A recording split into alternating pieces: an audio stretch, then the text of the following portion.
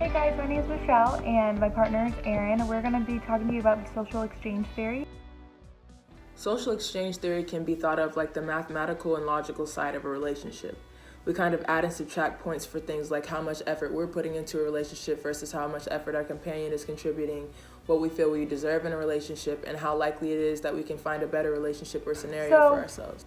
The social exchange theory basically is about relationships. It's about how we have exchange with people just socially, through communication, through everything, through favors, things like that. So a relationship doesn't have to be, with a significant other. It can be with family, it can be with friends, it can be, any types of relationships that you have in your life. So it's all about cost and reward. So the social exchange theory is basically saying that people are trying to maximize the rewards they're going to get out of something or out of a relationship and minimize the costs. So, that kind of goes into where you need to compromise in some relationships. Not everyone agrees on everything, so that's very important. But I'm going to go ahead and throw it over to Erin so she can show us, what example we came up with between, if me and Erin were in class together and she needed a ride home and things like that, and what are the costs and rewards for me. Just make it nice and simple for you guys to understand, and if someone hasn't taken this class or doesn't really understand it, they'd be able to understand it too. So Erin, take it away. Let me give you an example.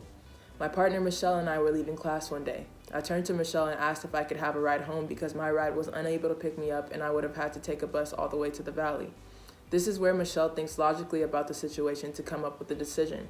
She asks herself things like, how is this going to benefit me? Or what's the reward in this? Or is there something better I could be doing with my time? Michele brainstorms and thinks that she wants to make sure I get home safely and without the burden of taking the bus. However, she doesn't want to waste gas driving to the valley as she lives in Santa Clarita. Michele also was looking forward to spending time with her friends after class.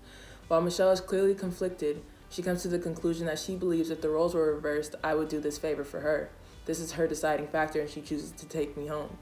This example shows how we use the social exchange theory to quickly map out scenarios in our head to come up with a conclusion for various social interactions every day. We of course don't sit and take 5 or 10 minutes to brainstorm different outcomes. However, we run through these situations in our head in a matter of seconds to provide a valid response. Thank you, Erin, for that informative example that we came up with. So next we want to just kind of do a quick analysis of the video. It was a little bit different than what we were talking about, but it was a really good representation of the cost and reward. So it's kind of a funny video. I don't know if you've seen the movie. It's pretty funny.